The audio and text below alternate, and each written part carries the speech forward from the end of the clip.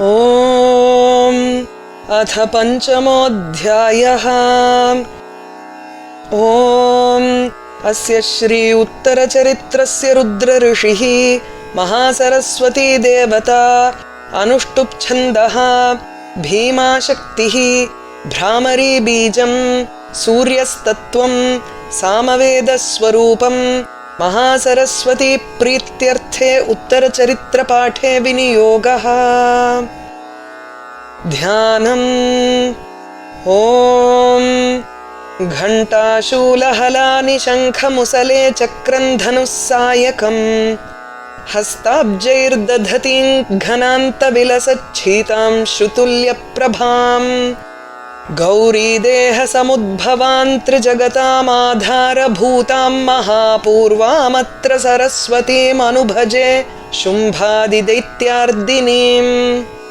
ॐ ऋषिरुवाच पुरा शुम्भनिशुम्भाभ्यामसुराभ्यां शचीपतेः त्रैलोक्यै यज्ञभागाश्च हृता मदबलाश्रयात् तावेव सूर्यतां तद्वदधिकारं तथैन्दवं कौबेरमथयाम्यं च चक्राते वरुणस्य च तावेव पवनर्धिं च चक्रतुर्वह्नि कर्म च ततो देवा विनिर्धूता भ्रष्टराज्याः पराजिताः हृताधिकारास्त्रिदशास्ताभ्यां सर्वे निराकृताः महासुराभ्यां तां देवीं संस्मरन्त्यपराजितां तयास्माकं वरो दत्तो यथापत्सु स्मृताखिलाः भवतान्नाशयिष्यामि तत्क्षणात् परमापदः इति कृत्वा मतिं देवा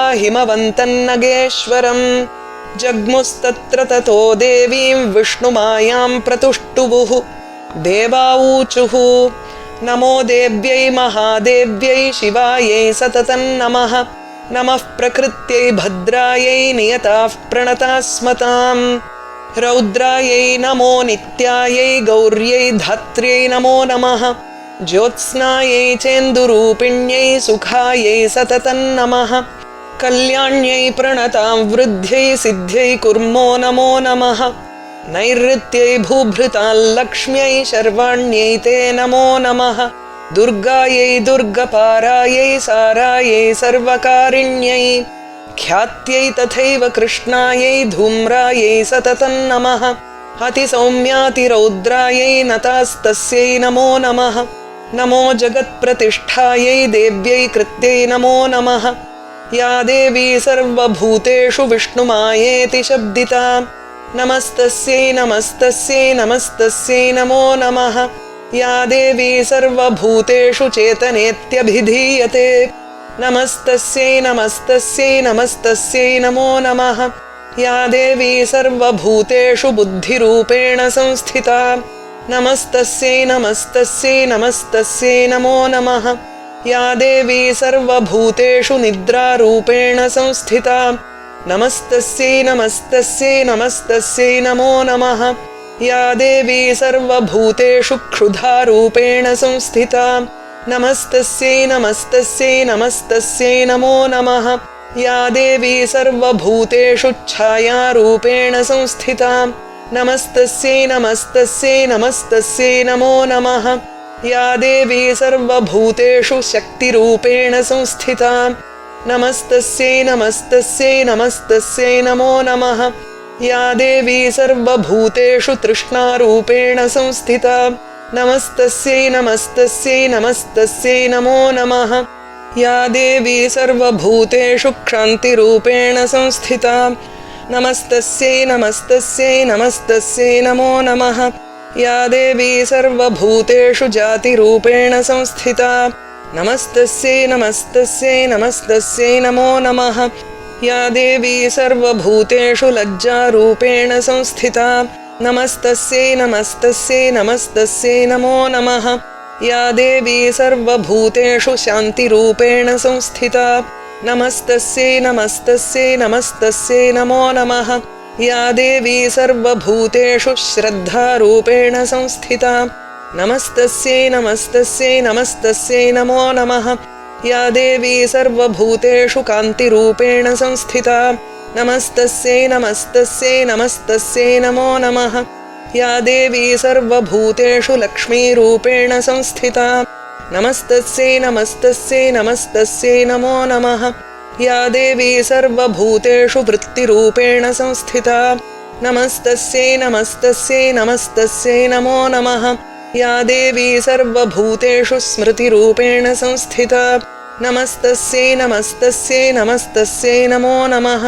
या देवी सर्वभूतेषु दयारूपेण संस्थिता नमस्तस्यै नमस्तस्यै नमस्तस्यै नमो नमः। या देवी सर्वभूतेषु तुष्टिरूपेण संस्थिता नमस्तस्यै नमस्तस्यै नमस्तस्यै नमो नमः। या देवी सर्वभूतेषु मातृरूपेण संस्थिता नमस्तस्यै नमस्तस्यै नमस्तस्यै नमो नमः। या देवी सर्वभूतेषु भ्रान्तिरूपेण संस्थिता नमस्तस्यै नमस्तस्यै नमस्तस्यै नमो नमः। इन्द्रियाणामधिष्ठात्री भूतानां चाखिलेषु या भूतेषु सततं तस्यै व्याप्तिदेव्यै नमो नमः। चितिरूपेण या कृत्स्नमेतद्व्याप्य स्थिता जगत् नमस्तस्यै नमस्तस्यै नमस्तस्यै नमो नमः। स्तुतासुरैः पूर्वमभीष्टसंश्रयात् तथा सुरेन्द्रेण दिनेषु सेविता करोतु सा नः शुभहेतुरीश्वरी शुभानि भद्राण्यभिहन्तु चापदः। या साम्प्रतञ्चोद्धतदैत्यतापितैरस्माभिरीशा च सुरैर्नमस्यते या च स्मृता तत्क्षणमेव हन्ति नः सर्वापदो भक्तिविनम्रमूर्तिभिः। ऋषिरुवाच एवं स्तवादियुक्तानां देवानां तत्र पार्वती स्नातुमभ्याययौतो ये जाह्नव्या नृपनन्दन साब्रवीत्तान् सुरान् शुभ्रूर्भवद्भिस्तूयतेऽत्र का शरीरकोशतश्चास्याः समुद्भूताब्रवीच्छिवा स्तोत्रं ममैतत् क्रियते शुम्भदैत्यनिराकृतैः देवैः समेतैः समरे निशुम्भेन पराजितैः शरीरकोशाद्यत्तस्याः पार्वत्या निःसृताम्बिका कौशिकीति समस्तेषु ततो लोकेषु गीयते तस्यां विनिर्गतायां तु कृष्णा भूत्सापि पार्वती कालिकेति समाख्याता हिमाचलकृताश्रया ततोऽम्बिकां परं रूपं बिभ्राणां सुमनोहरं ददर्श चण्डो मुण्डश्च भृत्यौ शुम्भनिशुम्भयोः ताभ्यां शुम्भाय चाख्याता अतीव सुमनोहरा काप्यास्ते स्त्री महाराज भासयन्ती हिमाचलं नैव तादृक्वचिद्रूपं दृष्टं केनचिदुत्तमं ज्ञायतां काप्यसौ देवी गृह्यतां चासुरेश्वर स्त्रीरत्नमति चार्वङ्गी द्योतयन्ती दिशस्त्विषा सा तु तिष्ठति दैत्येन्द्र तां भवान् द्रष्टुमर्हति यानि रत्नानि मणयो गजाश्वादीनि वै प्रभो त्रैलोक्ये तु समस्तानि साम्प्रतं भान्ति ते गृहे ऐरावतः समानीतो गजरत्नं पुरन्दरात् पारिजाततरुश्चायं तथैवोच्चैश्रवाहयः विमानं हंससंयुक्तमेतत्तिष्ठति तेऽङ्गणे रत्नभूतमिहानीतै यदासीद्वेधसोद्भुतं निधिरेष महापद्मः समानीतो धनेश्वरात् किञ्जल्किनीन्ददौ चाब्धिर्मालामम्लानपङ्कजां छत्रन्ते वरुणङ्गेः काञ्चनस्रावितिष्ठति तथायं स्यन्दनवरो यः पुरासीत् प्रजापतेः मृत्योरुत्क्रान्तिदा नाम शक्तिरीशत्वया हृता पाशः सलिलराजस्य भ्रातुस्तव परिग्रहे निशुम्भस्याब्धिजाताश्च समस्ता रत्नजातयः वह्निरपि ददौ तुभ्यमग्निशौचे च वाससि एवं दैत्येन्द्ररत्नानि समस्तान्याहृतानि ते स्त्रीरत्नमेषा कल्याणी त्वया कस्मान्न गृह्यते।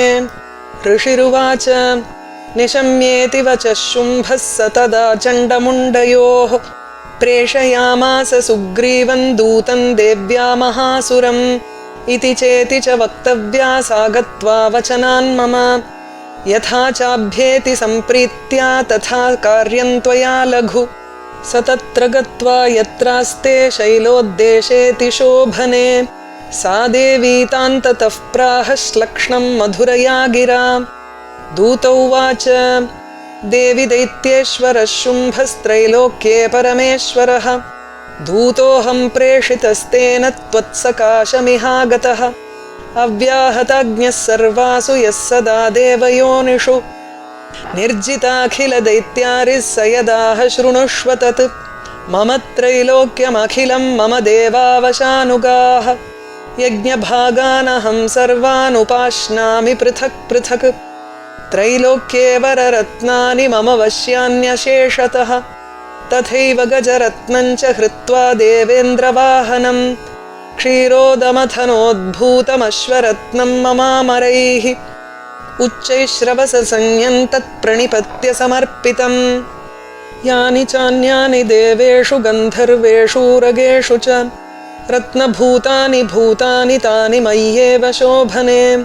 स्त्रीरत्नभूतान् त्वां देवि लोके मन्यामहे वयम्। सा त्वमस्मानुपागच्छ यतो रत्नभुजो वयम्। मां वा ममानुजं वापि निशुम्भमुरुविक्रमम्। भज त्वं चञ्चलापाङ्गिरत्नभूतासि वै यतः। परमैश्वर्यमतुलं प्राप्स्यसे मत्परिग्रहात्। एतद्बुद्ध्या समालोच्य मत्परिग्रहतां व्रज। ऋषिरुवाच इत्युक्ता सा तदा देवी गम्भीरान्तस्मिता जगौ। दुर्गा भगवती भद्रा ययेदन्धार्यते जगत्। देव्युवाच सत्यमुक्तं त्वया नात्र मिथ्या किञ्चित् त्वयोदितं। त्रैलोक्याधिपतिः शुम्भो निशुम्भश्चापि तादृशः। किं त्वत्र यत्प्रतिज्ञातं मिथ्या तत्क्रियते कथं। श्रूयतामल्पबुद्धित्वात् प्रतिज्ञाया कृता पुरा। यो मां जयति सङ्ग्रामे यो मे दर्पं व्यपोहति। यो मे प्रतिबलो लोके स मे भर्ता भविष्यति। तदा गच्छतु शुम्भोऽत्र निशुम्भो वा महासुरः। मां जित्वा किञ्चिरेणात्र पाणिं गृह्णातु मे लघु। दूत उवाच अवलिप्तासि मैवं त्वं देवि ब्रूहि ममाग्रतः। त्रैलोक्ये कः पुमान् तिष्ठेदग्रे शुम्भनिशुम्भयोः। अन्येषामपि दैत्यानां सर्वे देवा न वै युधि। तिष्ठन्ति सम्मुखे देवि किं पुनः स्त्रीत्वमेकिका। इन्द्राद्याः सकला देवास्तस्थुर्येषान्न संयुगे। शुम्भादीनां कथं तेषां स्त्रीप्रयास्यसि सम्मुखं। सा त्वं गच्छ मयैवोक्ता पार्श्वं शुम्भनिशुम्भयोः। केशाकर्षणनिर्धूतगौरवामागमिष्यसि। देव्युवाच एवमेतद्बली शुम्भो निशुम्भश्चातिवीर्यवान्।